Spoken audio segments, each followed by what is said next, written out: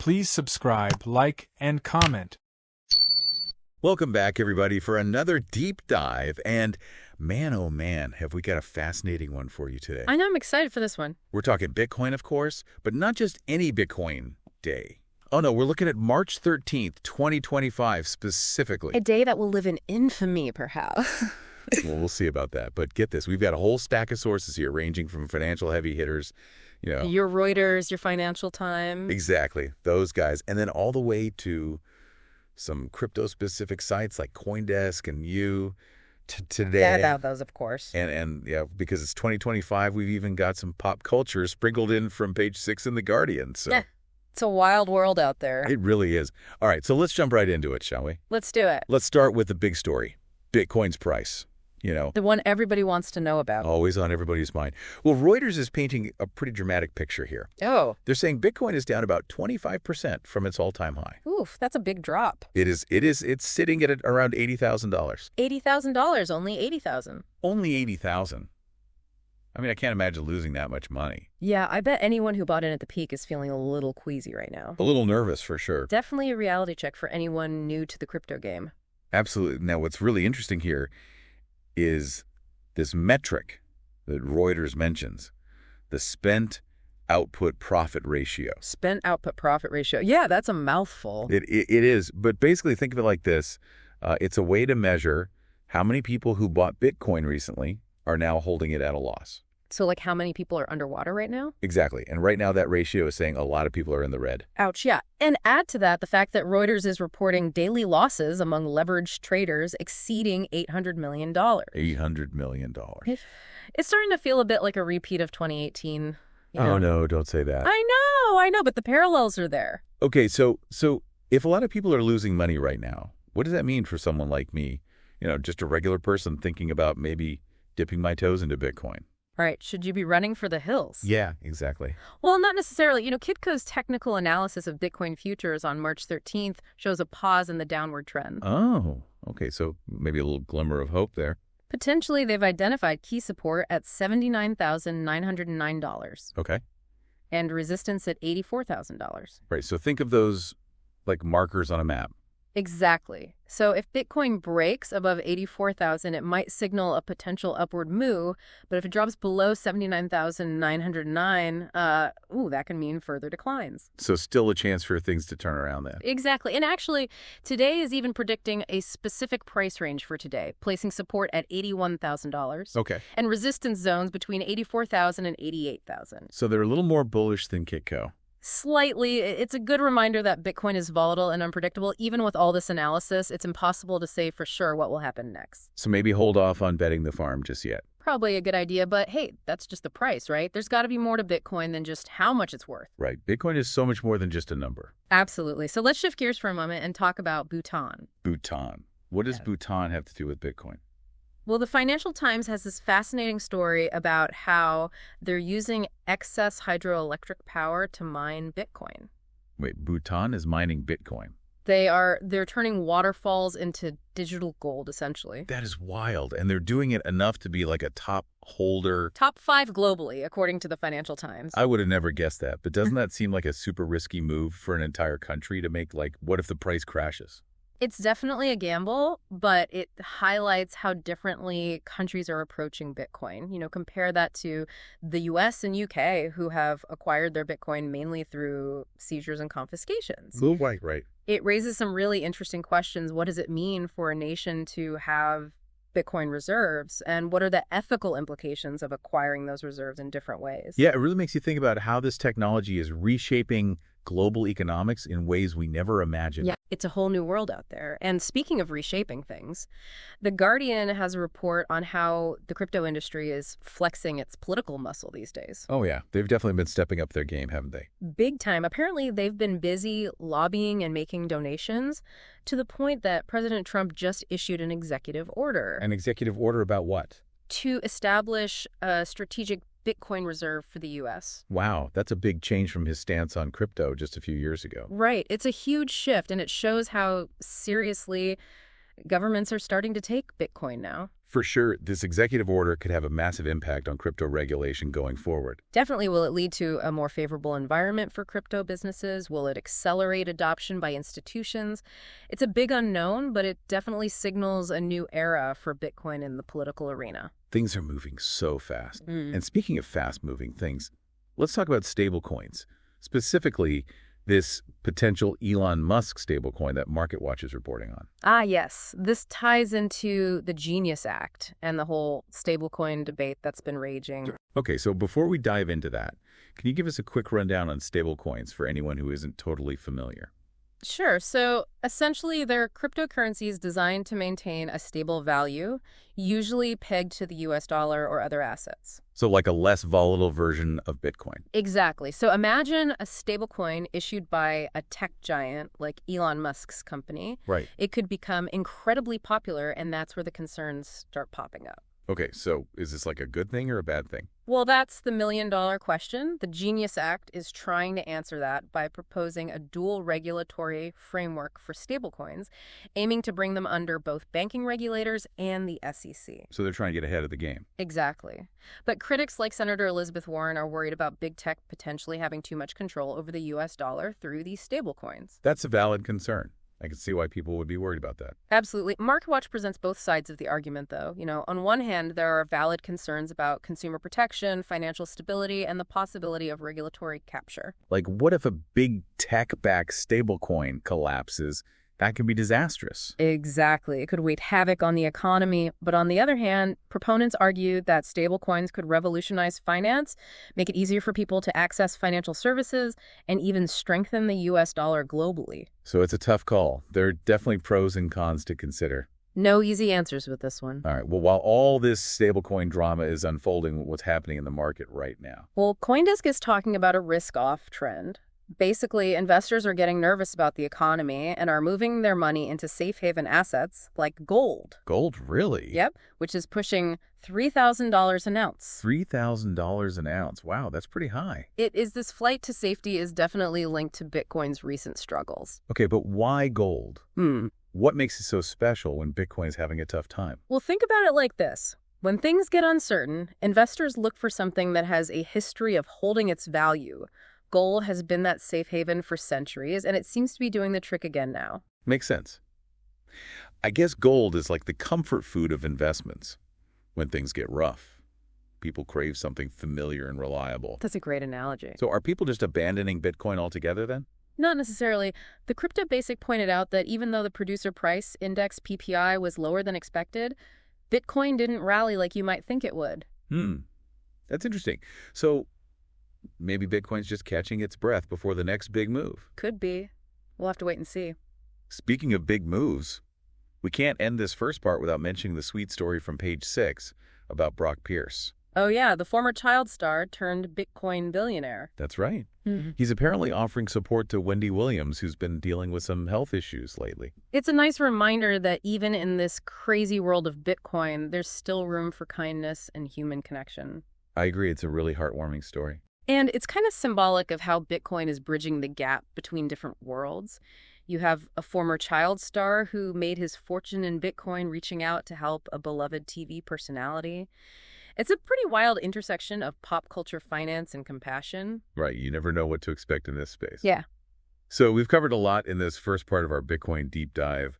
Wild price swings, Bhutan's surprising mining strategy, political shakeups, and even a potential Elon Musk stablecoin. And we're just getting started. Exactly. Stay tuned, because in part 2, we'll unpack even more of what's happening on this crazy day in the world of Bitcoin.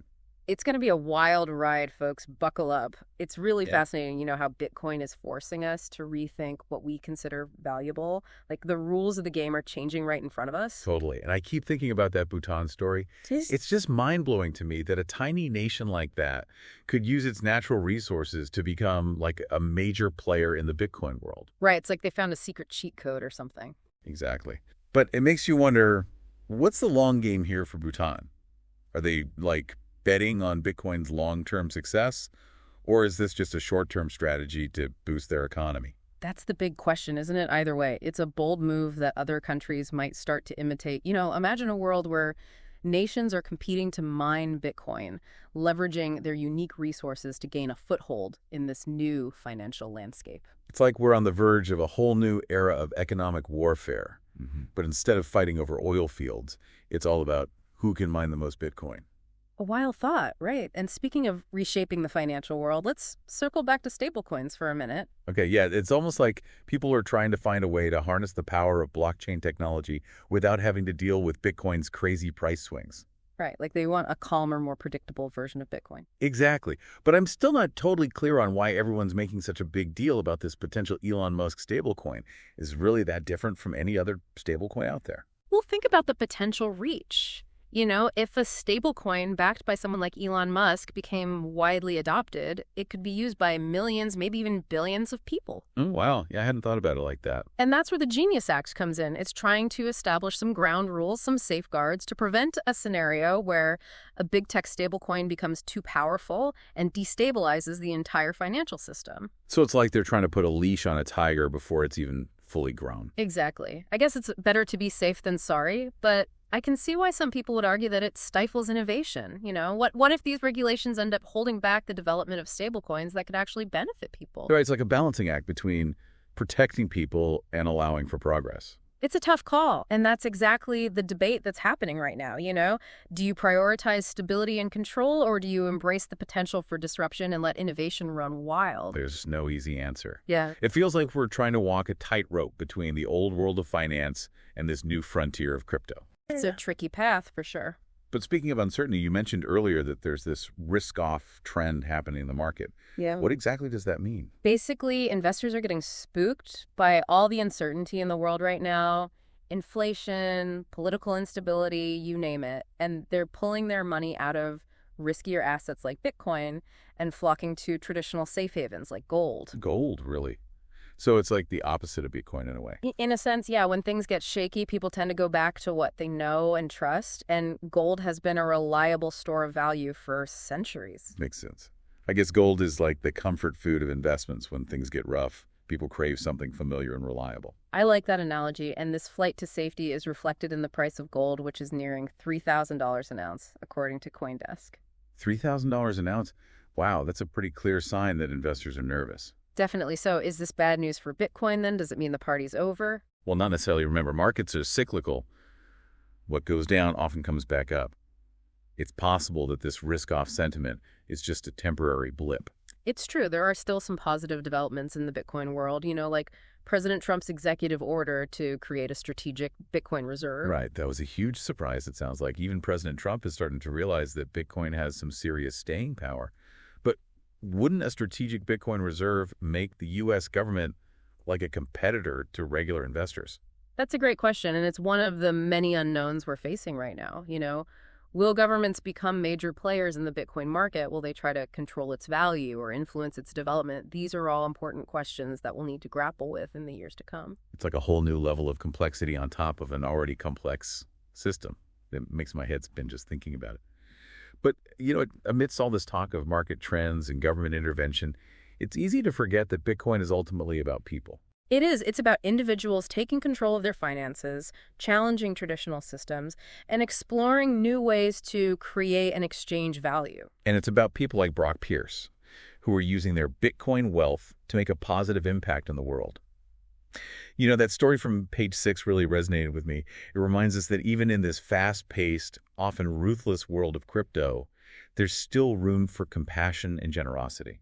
I agree. It highlights how Bitcoin is blurring the lines between different worlds. You have former child stars, tech moguls, governments, and everyday people all coming together in this fascinating, evolving space. So where do we go from here? What can our listeners take away from all this? I think the most important takeaway is that the future of Bitcoin and the future of finance in general is being written right now. We're all part of this experiment, and it's up to us to shape its outcome. So stay informed, stay curious, and don't be afraid to ask questions. This is a journey we're all taking together. Well said. And as we continue to explore the ever-changing world of Bitcoin, let's remember that there's more to it than just numbers on a screen. It's about people. It's about innovation. And it's about the potential to create a more equitable and accessible financial system for everyone. You know, it's amazing to think about how far Bitcoin has come from this like obscure digital currency to something that's reshaping global economics. Yeah. influencing government policies, even showing up in celebrity news. It's wild, isn't it? It's a real testament to the power of disruptive technology. And what's really remarkable is that Bitcoin has achieved all of this without a central authority. No CEO, no board of directors. It's a decentralized system powered by a global network of individuals. Yeah, that blows my mind. We're so used to traditional financial systems with banks and governments calling the shots, but Bitcoin operates outside of all. It's a completely new paradigm. Right. And that's both exciting and terrifying, isn't it? Yeah. It's exciting because it offers the potential for greater financial freedom and autonomy, but it's also terrifying because it challenges the existing power structures and creates a lot of uncertainty. Totally. It's like stepping into a whole new world without a map or a guidebook. Exactly. And that's why it's so important to be informed, to educate yourself about how this technology works, and to think critically about its potential implications. Yeah. Sure. So as we wrap up our deep dive into the world of Bitcoin on this fascinating day, March 13th, 2025, what are some key takeaways you hope our listeners will remember? Well, first and foremost, Bitcoin is a force to be reckoned with. It's not going away anytime soon, and its impact on our world will only continue to grow. Yeah, it's definitely not just a fad or a get-rich-quick scheme. It's a fundamental shift in the way we think about money and value. Exactly. And as with any disruptive technology, there will be challenges and opportunities along the way. We've seen how Bitcoin's volatility can create both incredible wealth and devastating losses. We've also seen how it can empower individuals and challenge traditional systems. It's a double-edged sword for sure. It is, and that's why it's so crucial to approach Bitcoin with a balanced perspective. Don't get swept up in the hype or let fear dictate your decisions, Right. Do your research, understand the risks and rewards, and make informed choices that align with your own financial goals and values. It's almost like we're pioneers venturing into uncharted territory. We need to be prepared for the unexpected, but also open to the possibilities. That's a great way to put it, and we need to remember that the future of Bitcoin and the future of finance as a whole is still being written. We're all part of this story, and our actions today will shape the world of tomorrow. So, as we leave our listeners with a final thought to ponder, I want to go back to that story about Bhutan mining Bitcoin with hydroelectric power. If a small nation like that can leverage its resources to become a major player in the Bitcoin world, what does that mean for the rest of us? It's a powerful reminder that the old rules no longer apply in the age of Bitcoin. Anyone with ingenuity, access to resources, and a willingness to embrace new ideas can potentially change the game. That's a really empowering thought. In a world that often feels increasingly complex and out of control, Bitcoin offers a glimmer of hope, a reminder that we still have the power to shape our own destiny. Absolutely. So stay curious, stay informed, and stay engaged. The future is being built right now, one block at a time, and who knows, you might just be the one to write the next chapter in the Bitcoin story. Well said. That's a wrap on our Bitcoin deep dive. We hope you found it insightful, thought-provoking, and maybe even a little bit inspiring. Until next time, keep exploring, keep learning, and keep pushing the boundaries of what's possible. Please subscribe, like, and comment.